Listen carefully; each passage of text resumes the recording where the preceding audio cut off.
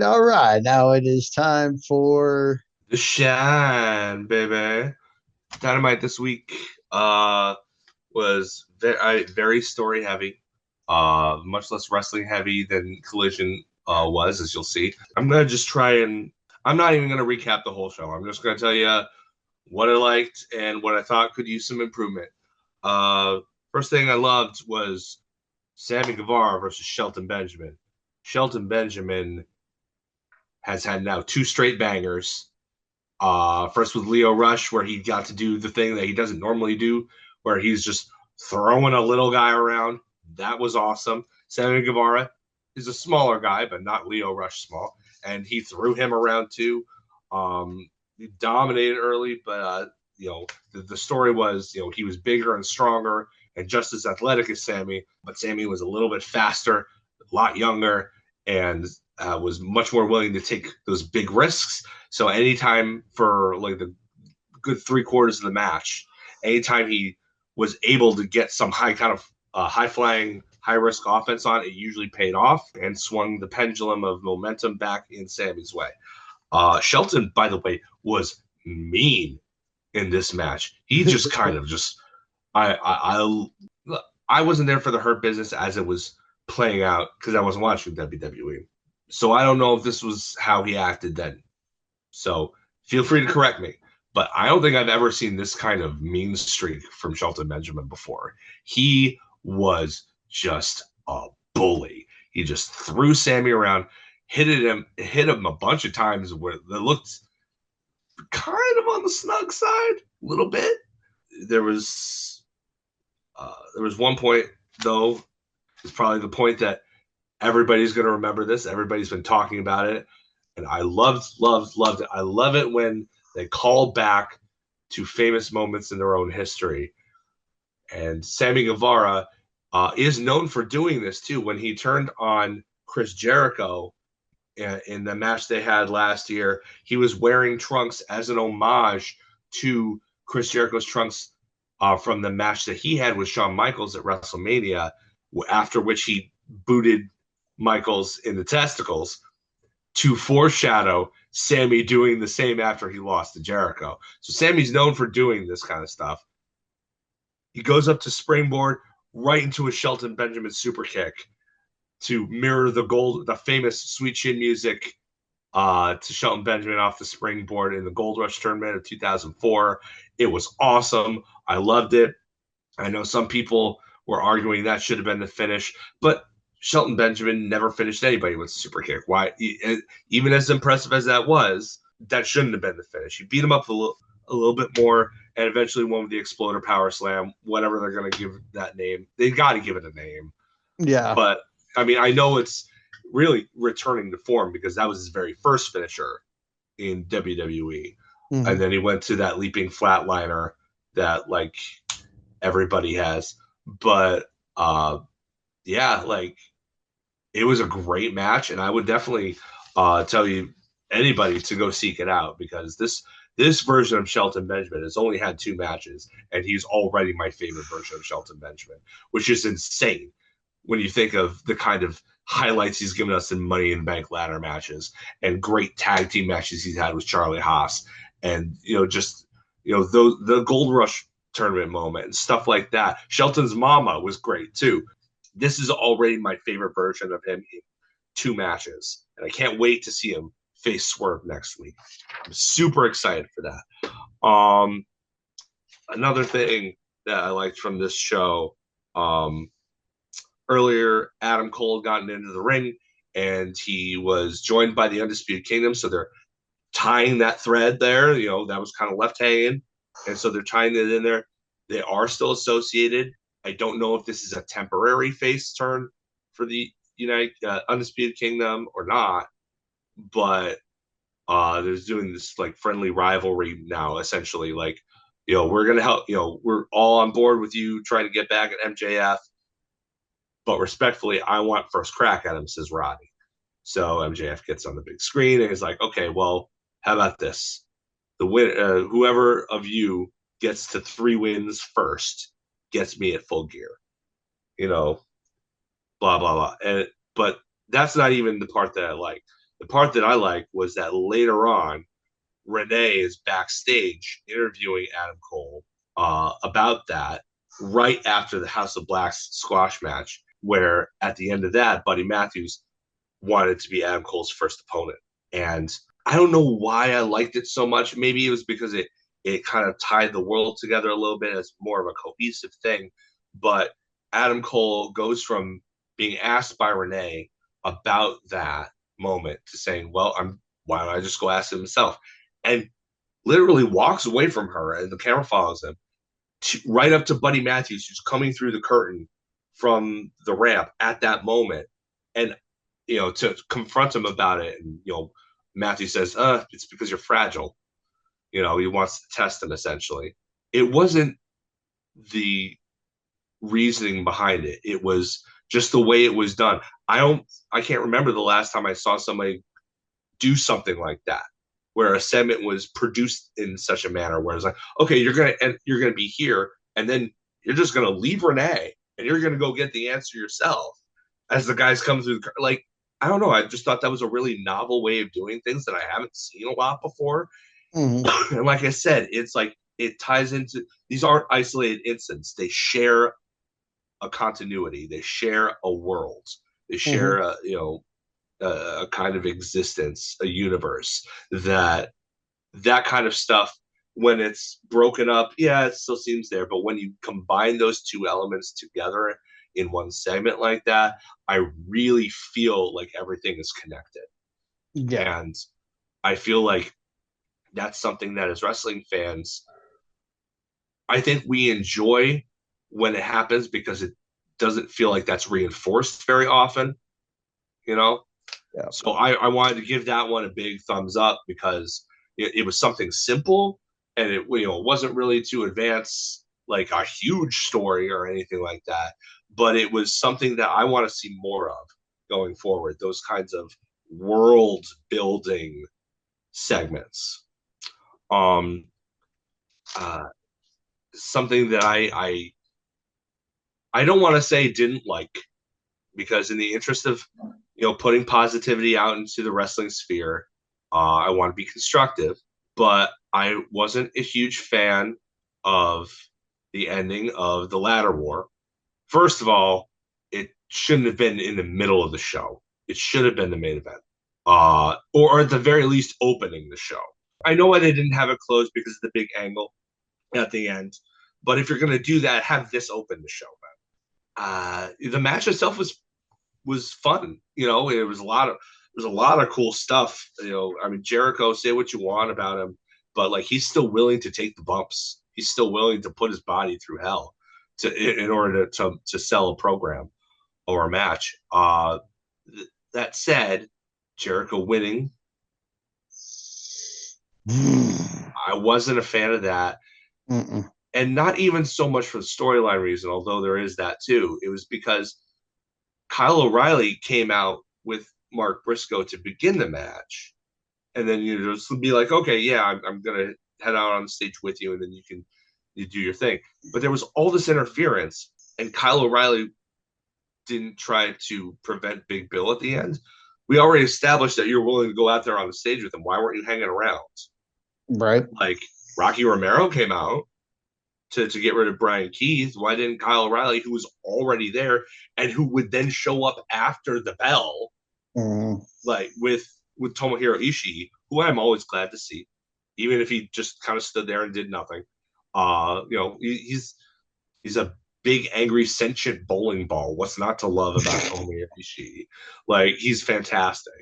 But like what? Where was Kyle O'Reilly? Yeah. He should have been there to neutralize, or at least to attempt and then fail to neutralize Big Bill. But he was nowhere. Like, to me, it was more than the result itself. It was the lacking of the psychology that put me off from it. Mm-hmm. You want to make Jericho the Nueve? I mean, you're paying him so much money, you might as well do something with him, I guess. Maybe for all we know, maybe Tony Khan is really still trying to push somebody carrying Ring of Honor, and they want that name recognition. That's what they did Mm-hmm. a couple years ago when they first bought ROH. That's why they put the title on Jericho to begin with.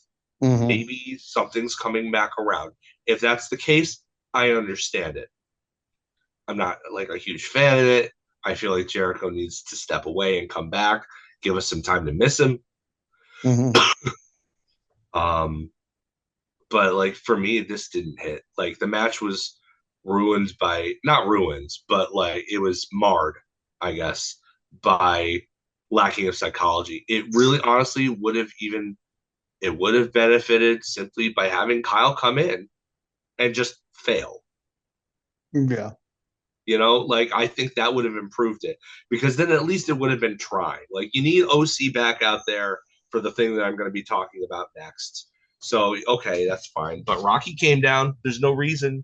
That um there's no reason that Kyle shouldn't have when he already appeared.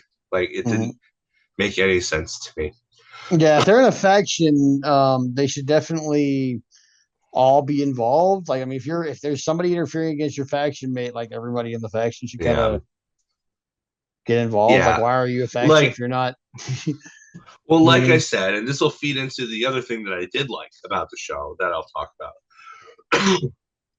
um I understand why Orange Cassidy was still out there because Mm-hmm. they had this much like Raw had its big through line thing uh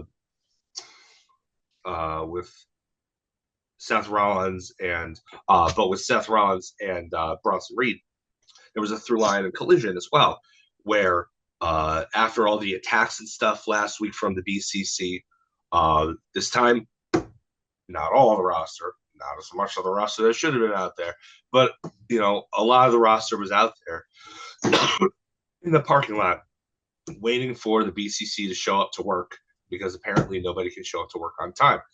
And they were waiting. Let me.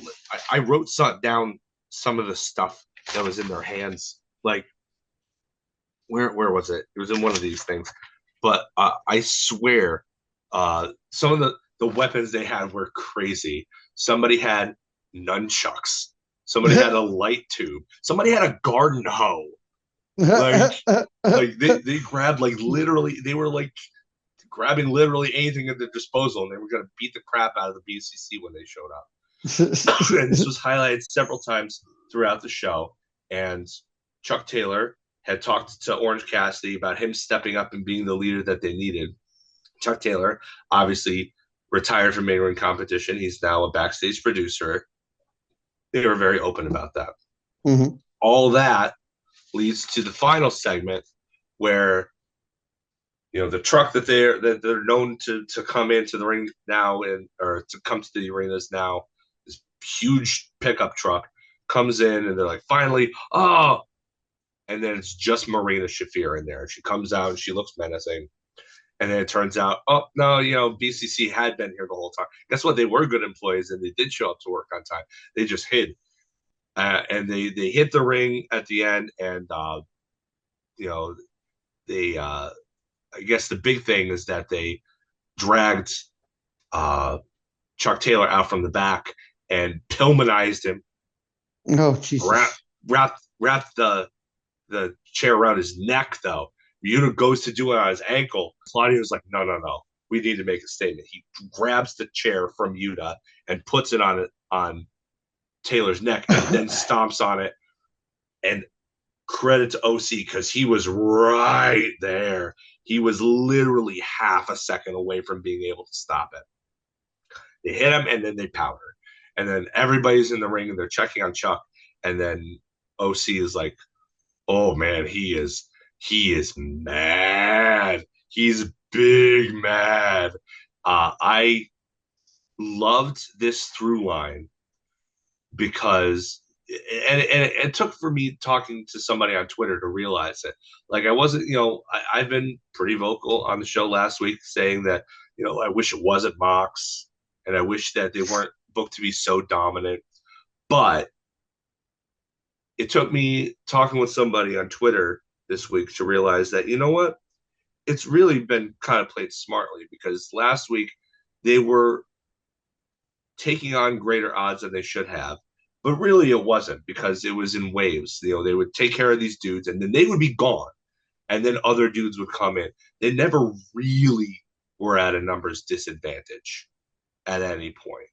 They were just when they were even on numbers, the BCC were shown to be superior, basically bar fighters or street fighters or whatever.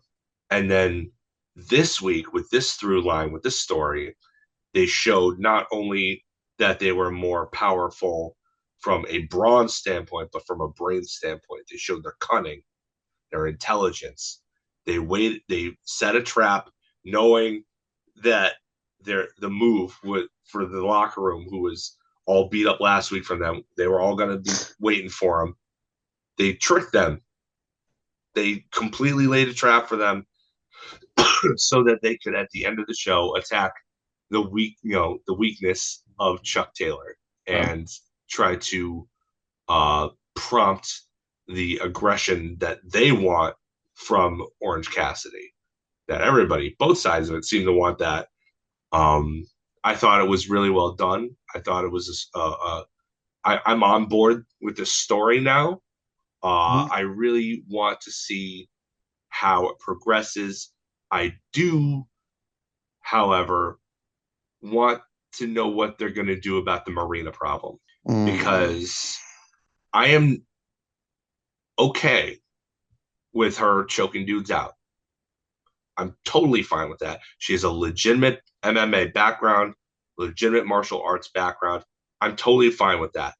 My question is, how do they handle her not ever getting her comeuppance?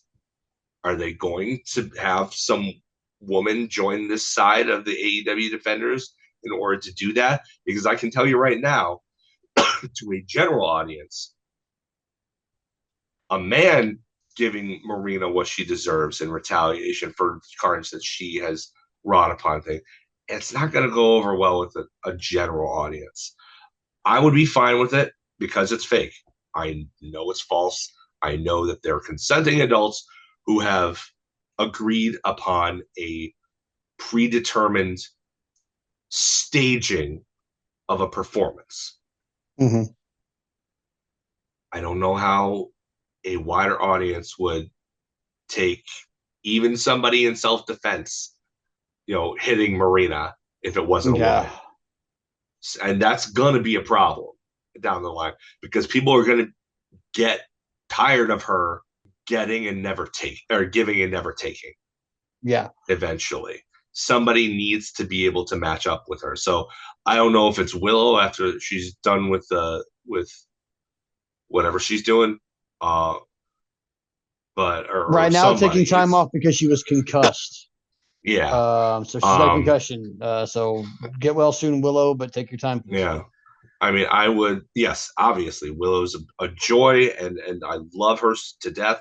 She's exactly what she proves that there is still room for the white meat babyface character in wrestling. We aren't so jaded that we will just not accept that at all. This isn't 1997, I guess. But I mean, I think if it were me, I would put Thunder Rosa in that spot. She also has some MMA training. It gives her something to do without having a belt on the line. So I'm always in favor of more women's storylines where there's not a belt on the line because most of the men's storylines don't have titles on the line. Like I don't see why the women's division can't get that kind of same focus. I would proffer since Willow's out, and I wouldn't maybe not Thunder Rosa, just because I want her and Mercedes. So I would say we could dive into their ultra thick women's roster because they have one. They do. And we're looking for somebody quietly, but they do. We're looking for somebody who's a scary techer. Somebody who can go Deeb comes to mind. Bam. That's exactly where I was going with this. Serena Deeb. Because you can turn her face. The fans want to love her. Yeah. And the problem is she doesn't have much of a personality. Now Like she she has a doesn't. great story, but she doesn't have a personality, which is Pair sad. her up on screen with Mark Briscoe. She doesn't have to have a personality. Yeah, make her part of the conglomeration. Why Yeah, not? there you go. Yeah, Why she not? stand in for Willow while Willow's dealing with her concussion thing. We can't be mad at it. It'd be good, I think. But Yeah, that's fantasy booking, you know. So, yeah, uh, but yeah, I mean that's who I would put in there. Just because I want to see Thunder Rosa and Mercedes go at it. Although I yeah, think probably going to be Mercedes and Stat next, which probably.